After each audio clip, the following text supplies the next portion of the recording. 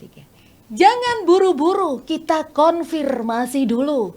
Pak, apa benar sekarang pembuatan SIM atau ujiannya itu jauh lebih mudah daripada yang dulu nih? Ya, betul sekali. Nah, sekarang ini udah menjadi lebih mudah. Lebih mudahnya seperti apa nih? Apakah apa namanya tracknya atau apa nih? Seperti Ya, apa sih? yang dulunya itu masih ada zigzag prakteknya, lalu ada praktek angka 8, sekarang sudah dihilangkan. Oh, sudah dihilangkan. Jadi Iya. dulu kan menjadi momok nih. Nanti kalau misalkan ujian SIM Iya. untuk kendaraan roda 2 ada angka 8-nya. Tidak terputus itu ya. Jadi agak susah gitu ya. Iya. Nah, sekarang ternyata angka 8-nya sudah diganti menjadi angka. Diganti menjadi track. Oh, jadi track saja. Iya. Oh, bukan angka 8 tapi diganti Jadi menjadi track. track. Iya. Jauh lebih mudah. Iya, Berapa dong, persen tuh? Itu mengatakan masyarakat seluruhnya dari 10 yang pengujian SIM praktek itu, Oke. 9-nya itu mengatakan mudah. Oh, cuma satu yang enggak.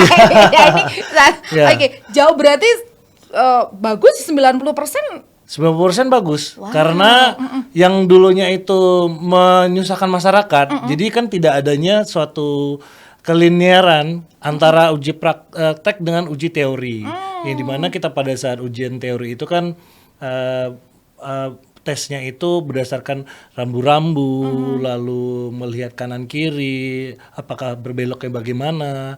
Nah, pada saat itu saya mengkonsepnya itu untuk merubah menjadi ujian track yang dimana nantinya itu implementasinya di lapangan ataupun pada saat di jalan itu sesuai dengan apa yang dipelajari. Oh, begitu. baik. Jadi memang di jalan ya dengan kondisi yang sesuai. Iya, betul Wow, sekali. luar biasa. Dan saya saat ini sedang ngobrolnya, saya manggilnya mau Pak, kok gimana manggilnya Mas Bro gitu ya. Mas polisi gitu ya. Dan saya saat ini sudah bersama dengan Mas ya, oke. Atau Bapak AKP Fikri Kurniawan, STRK SIKMM. Dan luar biasanya beliau ini adalah seorang polisi yang mempunyai ide yang luar biasa, yaitu menemukan sistem ujian SIM tadi. Iya. Dan ini sudah diberlakukan secara nasional. Wow, ini kapan ditemukan? Saya belum dulu loh ya ini. Nah, sejak kapan ditemukan ini Mas Fikri? Aduh, saya panggilnya.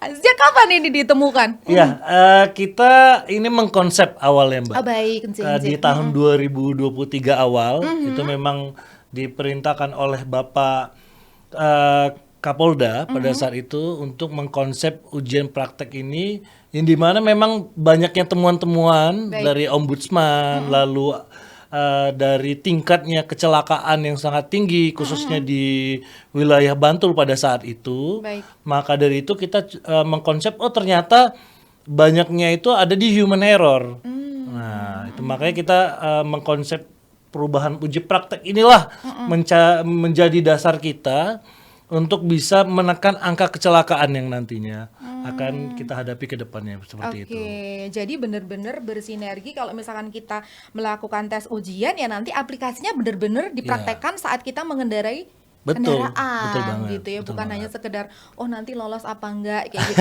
Iya. Oke. Jadi di sini itu menekankan kepada perilaku, Mbak. Oh, baik, Jadi baik. kita kan banyak lihat dari Mbak sendiri mungkin di jalan tiba-tiba ada yang melawan arus, yang tidak memakai helm, sennya ke kanan tapi beloknya ke kiri, kan gitu kan. Ada banyak ya kayak gitu. Nah, jadi di sini itu ujian prakteknya itu kita rubah lebih menekankan ke kompetensi perilakunya, Mbak. Jadi apakah dia aware terhadap rambu-rambu, apakah dia aware juga terhadap traffic light yang akan dia lewati nantinya seperti itu. Oke, jadi benar-benar ketika kita melakukan ujian ya tahu benar-benar ya, bukan Iya. hanya nanti yang penting lulus bicarane kayak gitu ya. Oke, berarti tahun 2023 awal. Oke, Oke. saat Mas Fikri masih ada di Di Bantul, di Bantul, di Satlantas Bantul. Bantul, dan beliau sekarang ini ada di Sleman sebagai Kasat Telantas Polres Sleman. Wow, mobilitasnya juga setiap hari muter-muter ini ya berarti. Iya. Oke. Nah, di tengah apa namanya tadi sudah diberlakukan ini skala nasional ya, dan akhirnya juga apa namanya tadi apresiasinya ternyata pada masyarakat sendiri dari 10 9 yang menyatakan mudah kok kayak Iya, gitu. betul Oke. sekali. Terjadi apa namanya dampak positif atau peningkatan untuk Dampak positif dong tentunya. Wow, Jadi untuk masyarakat yang dulunya momoknya itu, aduh Pak ini susah atau dan sebagainya, jangan takut. Oke. Karena sekarang lebih mudah, Lebih ujian mudah. teorinya mudah, lalu ujian prakteknya mudah. Kita juga udah ada pembuatan SIM itu secara online, Mbak. SIM online. Iya. Nah, oke Lalu dan ada SIM drive-thru juga untuk perpanjangan, itu di Bantul juga sudah ada. sudah ada ya. Iya. Oke, untuk perpanjangan. Perpanjangan. Oke. SIM baru itu SIM online sudah ada. Kalau SIM baru online ujiannya Iya. seperti apa ini? Nanti memakai aplikasi Mbak, namanya aplikasi Sinar. Nah, Oke. jadi nanti teorinya itu secara online, untuk ujian prakteknya nanti tetap datang ke Polres terdekat. Oh, jadi ini misalkan nih ya untuk mahasiswa-mahasiswa yang ada di Jogja nih ya. Iya. Karena mungkin baru usianya juga ini belum punya SIM, berarti Iya. bisa mencari SIM tidak harus di kota asal, tapi Iya, bisa. di mana saja. Di mana saja. namanya Karena online. SIM Oke. sekarang mau itu baru perpanjangan bisa di mana aja Mbak. Bisa di mana aja. Tidak berdasarkan dari domisili. Wow, Gitu. jadi sangat-sangat dipermudah Iya, ya. sangat dipermudah Oke, dong. jadi sudah nggak ada lagi nanti kata-kata nggak punya SIM Iya, ya. Kalau misalkan betul sekali. punya kendaraan motor ya harus punya SIM, SIM. itu wajib ya, itu sudah hukum yang wajib ya. Nah, ini juga merupakan salah satu dari komitmen mungkin dari Polri dengan adanya program Sigap ya. Iya, itu ya. betul sekali. Sigap. Nah, Sigap itu program apa dan apa itu Sigap? Ya, jadi sigap itu singkatan, Mbak. Oh, singkatan. Jadi polisi pencegah pelanggaran. Nah, itu. oke. Di mana mungkin bisa kita banyak melihat banyaknya kecelakaan di jalan. Itu kan berawal dari pelanggaran, Mbak. Baik. Ya kan? Menerobos lampu merah, lalu menyalip pada saat di jalan tidak ditentukan dan sebagainya gitu loh. Baik, baik. Nah, maka dari itu program ini saya buat dulunya juga ada di Bantul. Namanya SIPK, Polisi Pencegah Kecelakaan. Namun sebenarnya sistemnya sama, Mbak. Ya, cuman hanya saja di Sleman ini saya buat agak lebih tegas. Karena kan masyarakat di Jogja ini mayoritas kan melewati Ring Road Utara, lalu ke Kaliurang dan sebagainya. Nah, maka dari itu di sini kita tindakannya bukan hanya langsung menilang, tetapi kita melakukannya itu peneguran secara humanis. Baik. Begitu. Oke, nah ini dia polisi yang humanis gitu ya, yang mungkin masyarakat ini harus tahu juga bahwa bukan semata-mata terus nanti kalau ditilang Iya. tidak, tapi usaha pencegahan atau preventif mungkin lebih banyak dilakukan juga ternyata ya. Iya, betul banget. Dan. Wow, itu dia. Jadi jangan takut dengan Pak Polisi, apalagi nih polisi nih yang ini nggak takut, takut. Nah, oke, berarti Sigap tadi adalah singkatan dari polisi siaga Polisi pencegah pelanggaran. Oh, jadi Kita usaha cegah. Iya, preventifnya ini ya. Iya, betul banget. Oke, nah salah satu usaha atau usaha apa sih yang dilakukan dari pihak kepolisian selain tadi melakukan tidak ditilang tapi ditegur dulu, dielek dulu. Kalau misalkan nih contoh nih di jalan ada pengendara sekarang itu kan knalpot nih, walaupun Iya. sudah menjadi yang lama knalpot, tapi masih ada ya knalpot brong namanya itu. Iya. Bukan hanya motor, tapi mobil pun juga. sekarang modifikasinya yang suaranya kayak ngono, berarti ini sing duwe iki wah kayak ngono kae, misalkan seperti itu. Nah, usaha-usaha seperti apa itu Ya, misalkan dilakukan? kita selain melakukan kegiatan preventif, tentunya kita juga melakukan preemptif yang dilakukan oleh unit keamanan kita, Baik. unit Kamsel yang saya sampaikan tadi. Kita pendekatan kepada toko penjual untuk menghimbau kepada mereka untuk tidak menjualnya dan dipakai di waktu yang tepat. Baik. Tentunya kayak kontes modifikasi dan sebagainya. Oke. Namun untuk yang tentunya pasti kendaraan roda 2 itu ataupun roda 4 itu adalah berstandar SNI. Nah itu dia, makanya yang menggunakan kenalpot belombongan memang kami akan melakukan tindakan tegas, Mbak. Itu memang perintah langsung oleh Bapak Kapolda melalui Bapak Dirlantas. Untuk kenalpot belombongan ini kita lakukan secara tegas melakukan penilangan, begitu Mbak. Oke, jadi tegas ya, ini sudah garis bawah. Knalpot brong jangan lah. Karena itu bener-bener ya, kalau apalagi ya di jalan emak-emak kagetan kayak saya ini loh ya, tiba-tiba loh ya lagi fokus di Iya, lampu iya. merah. Ya ampun, apalagi ada knalpot yang nanti ada nembak muka itu loh. Waduh, Ada itu. Buk, buk, itu bahaya banget Nah, itu itu. tuh. Iya. Ada itu ya Ada, sepertinya. ada, bahaya banget itu. Itu modifan ya memang Modifan, ya? modifan. Aduh, sangat-sangat bahaya ternyata ya. Kalau ditembak Mas Fikri sih, iya ditembak knalpot loh ini ya. Usaha terus. Baik, nah, oke. Kemudian sebetulnya kalau tadi knalpot blombong atau brong tadi nggak boleh. Nah, sebetulnya yang harus kita lakukan kalau kita mempunyai kendaraan roda 2 dan roda 4 itu yang di jalan itu yang harus seperti apa? Apakah boleh kita modifnya itu ada ketentuan-ketentuan tersendiri atau ya udah yang standar aja dari pabriknya seperti Iya, itu? sesuai dengan Undang-Undang Lalu Lintas Angkutan Jalan, kendaraan itu kan sudah dirancang itu standar nasional Indonesia Ya, bagaimana setelah dikeluarkan. Nah, maka dari itu tentunya kendaraan roda 2 dan roda 4 yang kita pakai udah cukup apa yang sudah dikeluarkan itu standar nasional Indonesia. standar nasional. Bukan hanya kendaraan roda 2, roda 4 aja, helm juga harus standar, Mbak. Oke. Gitu. Jadi kenapa harus standar? Karena itu sudah teruji untuk bisa layak dipergunakan seluruh masyarakat Indonesia. Oke, nah jadi yang standar-standar aja karena mungkin kalau sekarang sih dari pabrik juga pasti sudah menyesuaikan Iya. dengan selera ya, Iya. sudah ya yang dulunya mungkin tipenya ini sekarang sudah berbagai macam ya, warna juga Warna jadi ya. juga. Karena nanti kalau misalkan ketahuan merubah warna juga ada Oh ini iya, ya. ada sanksinya Ada juga. sanksi tersendiri. Betul, Oh, betul. rasa aneh-aneh, apa aneh gitu ya. Kayak Mas Vicky apa aneh. Aduh. Oke, nah kemudian tadi kalau misalkan standar kita sesimpel helm. Nah, Iya. kalau misalkan sekarang ini kan banyak tuh helm yang mungkin oke bener lah ya sudah yang helmnya sudah besar dan lain sebagainya. Tapi untuk mungkin kayak kaca dan lain sebagainya, apakah kaca itu harus untuk helm?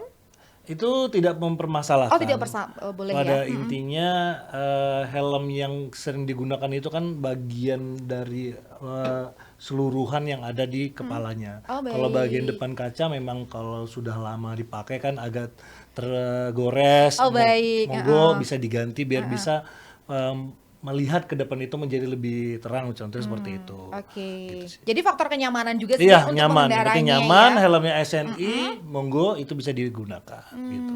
Karena kan banyak yang helm mungkin bahasanya KW ataupun abal-abal, itu memang kita banyak melihat perbandingan helm SNI sama helm yang biasa, Mbak.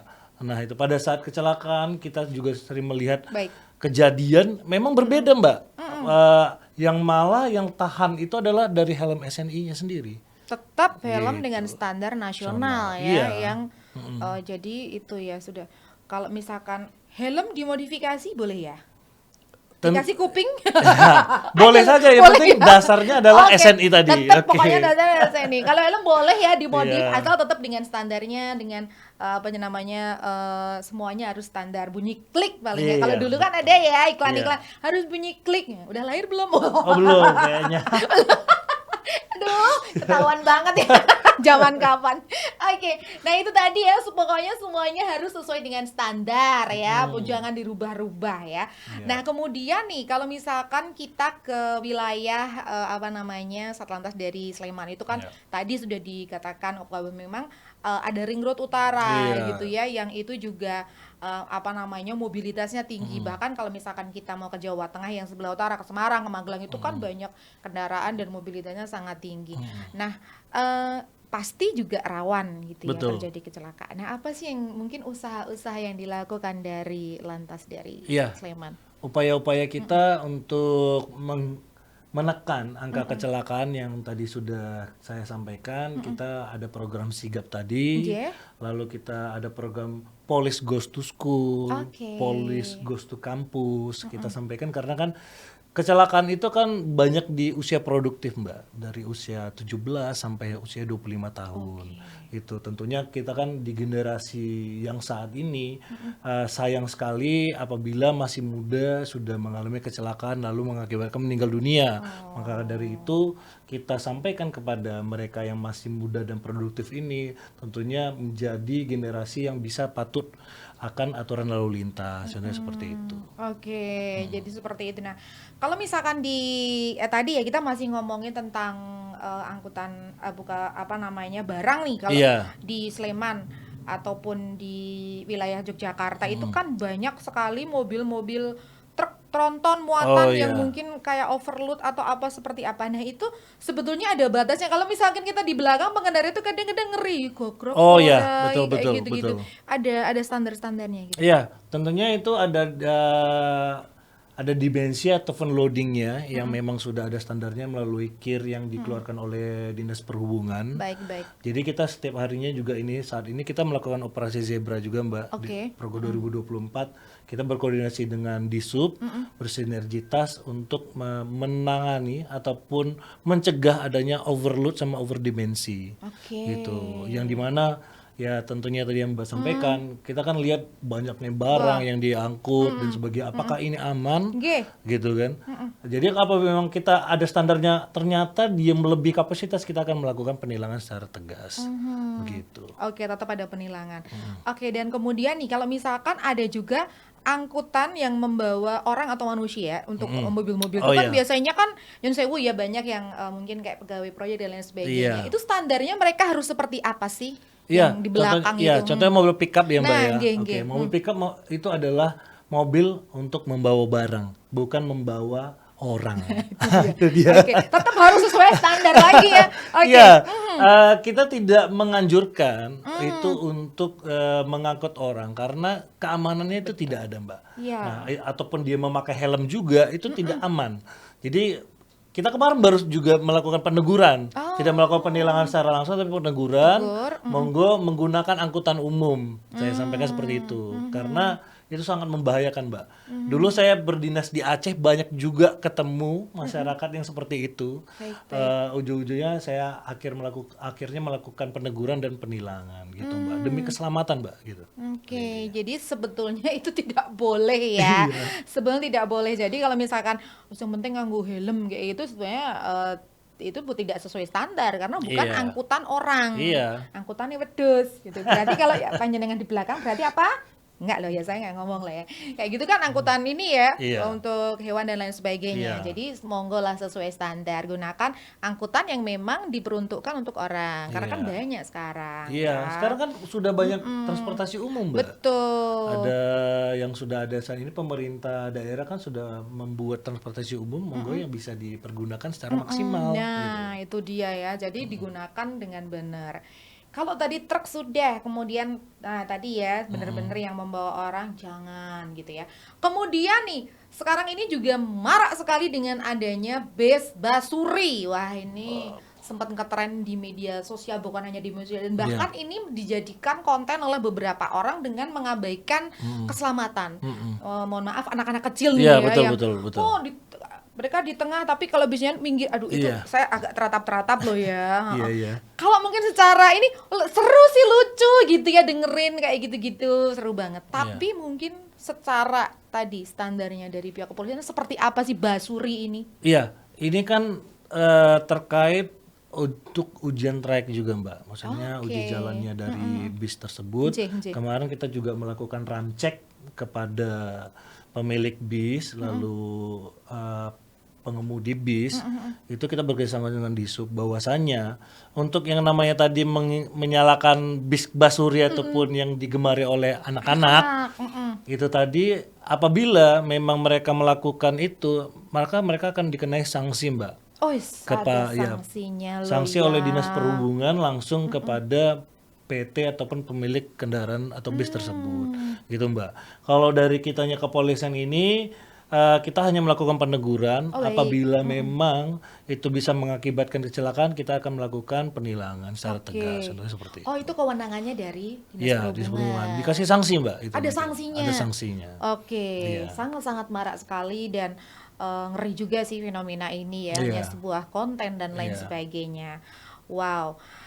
Jadi memang itu ya, pokoknya semua kesetelan pabrik, semuanya sesuai standar, jangan Iya. aneh-aneh gitu ya.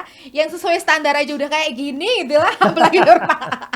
Oke, baik Pak Fikri. Kemudian untuk Sleman itu kan kabupaten yang paling di Jogja itu paling paling rame, Iya. kemudian mobilitasnya dan segala macam 24 jam tidak berhenti. Iya, betul. Kalau angka kecelakaan di Sleman ini seperti apa sih sampai Ya. sekarang? Angka kecelakaan itu sebenarnya kita di Sleman, Kabupaten Sleman atau Polresta Sleman ini cukup tinggi, Mbak.